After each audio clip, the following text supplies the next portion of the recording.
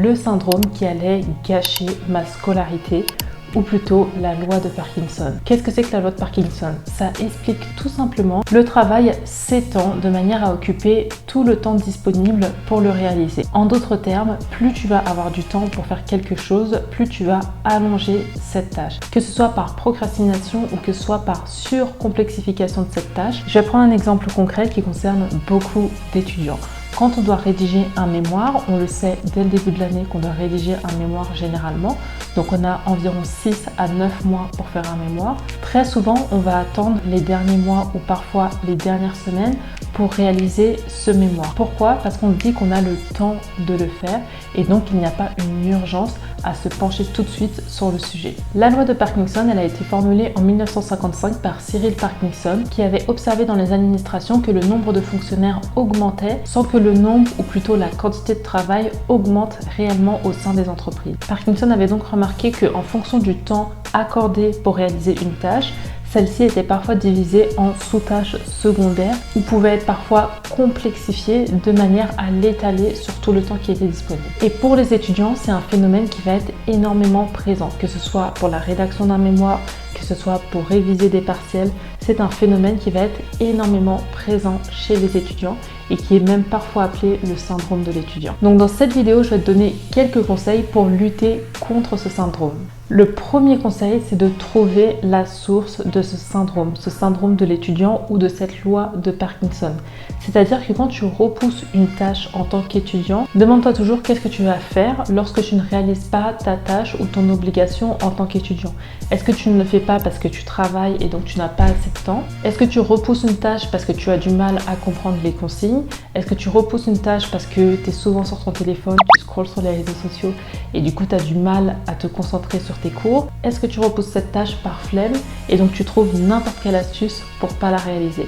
Vraiment, sois honnête avec toi-même, pose-toi et dis-toi, quand je ne révise pas mes cours ou quand je ne travaille pas sur un mémoire, qu'est-ce que je fais à la place de cette tâche? Je vais vous prendre un exemple concret. Quand j'ai rédigé l'un de mes mémoires de master quand j'étais à l'université Harvard, l'un des mémoires était assez difficile à comprendre, c'est-à-dire la consigne qui m'avait été attribuée. J'avais du mal à définir le sujet, j'avais du mal à comprendre le sujet et donc à me lancer dans ce mémoire. Et je trouvais n'importe quelle excuse pour ne pas avancer sur ce mémoire. C'est-à-dire que je me disais que mon appartement est sale, donc je devais faire un ménage de cet appartement. Je me disais que je devais faire des courses, donc j'allais faire des courses alors que j'en avais pas forcément besoin. Je trouvais vraiment n'importe quelle excuse intérieurement pour pouvoir retarder le début de ce mémoire. Et au début, je me disais que j'avais tout simplement pas le temps pour me pencher sur ce mémoire, alors que non, j'avais tout simplement la flemme, j'avais des problèmes de compréhension de la consigne et donc je repoussais cette tâche. Et une fois que j'ai compris pourquoi je ne réalisais pas ou pourquoi je n'avançais pas dans mon mémoire, j'ai pu agir efficacement et trouver des solutions efficaces contre ça. La première solution, c'est de devoir rendre des comptes. Très souvent, et je l'ai déjà indiqué dans plusieurs vidéos sur mon compte TikTok, vous devez avoir des mentors qui vous accompagnent dans vos projets. C'est-à-dire des personnes qui jouent un petit peu le rôle de superviseur, mais aussi d'accompagnant dans vos projets. Quand vous avez des mentors, vous avez une pression car vous devez rendre des comptes auprès de quelqu'un.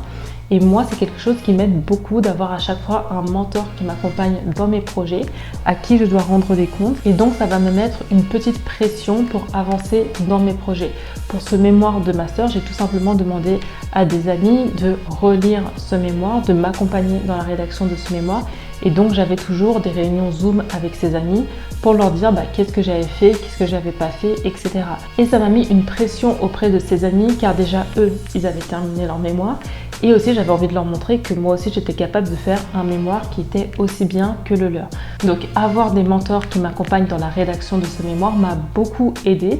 Déjà pour comprendre la consigne qui était demandée, mais aussi pour pouvoir avancer efficacement dans la réalisation de ce mémoire. Donc, très important, si vous êtes une personne qui avait du mal à réaliser une tâche, soyez accompagné et ayez un mentor ou un superviseur qui vous accompagne. Autre astuce que j'utilise, c'est d'avoir une contrainte ou plutôt une pénalité si je ne réalise pas une tâche. En plus d'avoir des mentors, je vous conseille d'avoir une personne de confiance qui vous pénalise si jamais vous ne réalisez pas une tâche. Je m'explique. Pour le même mémoire que j'avais du mal à rédiger à l'université Harvard, j'ai dit à mon frère que ce mémoire allait être divisé en 5 étapes principales pour pouvoir avancer. Et à chaque étape, je misais de l'argent. Donc avant la réalisation de l'étape numéro 1, je donne 50 $ à mon frère. Et si jamais au bout de ces 3 jours, j'arrive à réaliser entièrement et de manière qualitative la tâche numéro 1, il peut me rendre mes 50 $. Mais par contre, si j'ai trouvé une excuse, si j'ai pas terminé la tâche 1, si je l'ai faite mais de manière bâclée, là, il garde mes 50 $. Et moi, vous le savez, j'aime l'argent et j'espère que toi aussi, tu aimes l'argent. Donc j'ai tout fait pour pouvoir avancer sur cette tâche 1 et récupérer mon argent. C'est une astuce toute bête que vous pouvez mettre en œuvre. Vous serez beaucoup plus efficace en vous donnant des contraintes que si jamais vous pouvez trouver des excuses très facilement et appliquer ces excuses très facilement. Donc une astuce à utiliser, trouver une personne de confiance qui vous aidera à avoir des contraintes et donc à avancer plus efficacement dans vos projets. Salut et bienvenue dans cette nouvelle vidéo. Si tu ne me connais pas encore, je m'appelle Laura Orvilli et sur mon compte, je te partage plein d'astuces, que tu sois étudiant, jeune travailleur ou même entrepreneur. Donc abonne-toi pour rater aucune information. Conseil suivant, ayez un bon entourage. Si vous traînez avec 4 idiots, vous deviendrez le 5e, c'est inévitable. Je sais qu'il y a certaines personnes qui vont me dire « je ne crois pas en cette expression, c'est la doxa ». Moi, je peux avoir un entourage qui n'est pas forcément motivé dans ses projets, mais moi-même être motivé dans mes projets. Ok, d'accord, je l'entends. Si le principe philosophique ne vous correspond pas, je vais prendre un principe physique. Imaginez que vous êtes debout sur une chaise, que vous pesez 60 kg et que vous tirez un ami qui fait 120 kg, qui lui est au sol. Vous essayez de ramener cet ami de 120 kg sur cette chaise avec vous. Forcément, vous allez avoir du mal. Par contre, si cet ami de 120 kg qui est au sol vous tire vers lui, donc vous êtes debout sur une chaise et cet ami de 120 kg vous tire, vous qui faites 60 kg, vers lui, vers le sol, cet ami n'aura aucune difficulté à vous faire descendre de votre chaise. Et bien cette expression, c'est ça qu'elle signifie. C'est plus facile de tirer quelqu'un vers le bas que d'élever quelqu'un vers le haut. Et c'est pour ça que je vous dis que si vous traînez avec 4 personnes qui ne sont pas motivées ou qui ne vous apportent pas un soutien, qui ne vous pousse pas vers le haut, vous deviendrez la 5e personne qui n'est pas motivée et qui se pousse vers le bas. Donc très important, travaillez sur votre entourage et posez-vous la question, est-ce que les gens qui m'entourent, est-ce que les gens qui sont les plus proches de moi sont des personnes qui me poussent vers le haut ou des personnes par exemple qui stagnent et qui veulent rester toujours au même niveau. Parce que ça aussi, ça va impacter vos projets. Vous aurez du mal à sortir si vous voulez élargir votre case. Vous allez avoir du mal à sortir de votre zone de confort, à sortir de votre case. Si jamais les personnes qui vous entourent veulent rester, elles, dans leur case et veulent également que vous restiez dans votre case. Conseil suivant, tu ne peux pas avancer efficacement si tu ne sais pas ce que avancer efficacement signifie. Toujours quand tu réalises un projet, tu dois savoir d'où tu pars et où est-ce que tu veux arriver pour pouvoir avancer efficacement. Je vais te prendre un exemple concret. Imaginons que tu décides d'apprendre une langue, tu décides d'apprendre l'anglais. Tu dois savoir c'est quoi ton niveau d'anglais au départ et tu dois savoir quel niveau d'anglais tu veux atteindre. Concrètement, qu'est-ce que ça signifie? Pour pouvoir progresser en anglais et pour pouvoir t'assurer que ta progression ou du moins ton entraînement est efficace pour progresser en anglais, fais cette technique. Le jour numéro 1, passe un test d'anglais. En passant un test d'anglais, tu vas pouvoir savoir quel est ton niveau et surtout quel est le domaine dans lequel tu dois travailler le plus. Il y a énormément de tests d'anglais qui sont gratuits, je vais t'en mettre à l'écran, et qui te donnent ton niveau dans différentes catégories, que ce soit pour le speaking, listening, writing ou reading, tu peux savoir quel est ton niveau dans les différentes compétences en anglais. Donc pour ça, le jour numéro 1, passe un test d'anglais et ensuite tu évalues ta progression progressivement en passant plusieurs fois des tests d'anglais. Donc le jour numéro 1, tu passes un test d'anglais. Ensuite, tu fais une semaine pendant laquelle tu vas t'entraîner en anglais. Et à la fin de cette semaine, tu repasses un test d'anglais. Pourquoi tu repasses un test d'anglais au bout d'une semaine et pas au bout de 1 mois, 2 mois ou même 6 mois? Car c'est difficile de rester discipliné dans un projet. Surtout dans un projet dans lequel on avance seul. C'est très facile d'être motivé. Donc c'est-à-dire au début du projet, avoir cette dopamine qui te donne envie de progresser, qui te donne envie d'atteindre un but.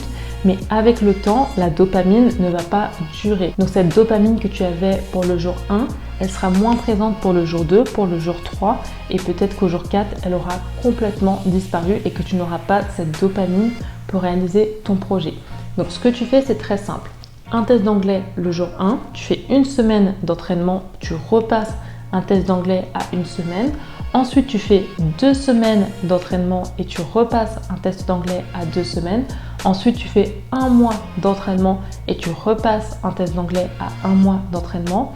Comme ça, progressivement, tu peux savoir déjà dans quelle catégorie tu progresses et dans quelle catégorie tu stagnes.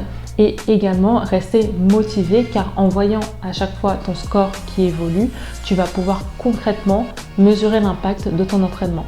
Donc très important, toujours dans un projet pour avancer efficacement, tu dois définir une organisation qui te permet de rester discipliné dans ce projet et de rester fidèle à ce projet.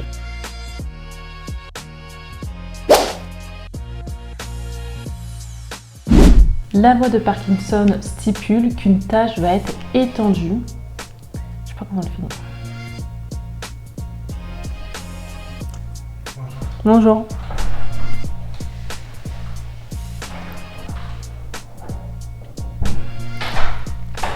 Moi, je peux avoir un entourage qui n'est pas forcément motivé dans ses projets, mais moi-même être motivé dans mes projets. Ok, d'accord. Conseil suivant, tu ne peux pas avancer efficacement si tu ne sais pas qu'est-ce que avancer. Conseil suivant, tu ne peux pas avancer efficacement si tu ne sais même pas ce que avancer. Ah, j'ai du mal à le dire.